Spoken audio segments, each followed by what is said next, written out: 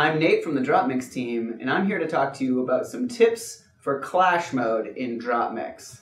Today, we're going to be talking about knowing when to spin. As you all probably know, when you play Clash, you have two options with every single action you have. You can either play a card, or you can hit the spinner. You always have the option to hit the spinner. Sometimes it can be really obvious that you need to hit the spinner. If you have a whole hand of ones and there's 2s and 3s on the board, you don't have a legal play, you have to hit the spinner. Sometimes it's not that obvious of whether hitting the spinner is going to be most advantageous to you. So I'm going to talk to you about the 3 things to consider when you're thinking about making a spin. The first, and the most obvious, is when you spin, you have an opportunity to knock your opponent's cards out of the mix. When a card gets knocked out, the stack gets cleared, and the opponent loses a point. So knowing how many points and what slots you're going to open up is probably the first thing to consider. If they're getting really close to 21 points, and they have a lot of slots on the board, you could have a really big hit and a really big swing to get you back into the game. The next thing, when you knock out someone else's card, is you could potentially open up a color bonus for your next action.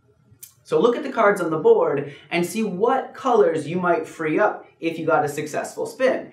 If it's something that you already have in your hand and you're probably going to hit the thing that you need, you might want to take that spin. You get a color bonus and you take away however many points. If you don't have a lot of colors in your hand, or you might not have a good probability to hit what you need to hit, your best bet might be to make the play and wait for a better opportunity.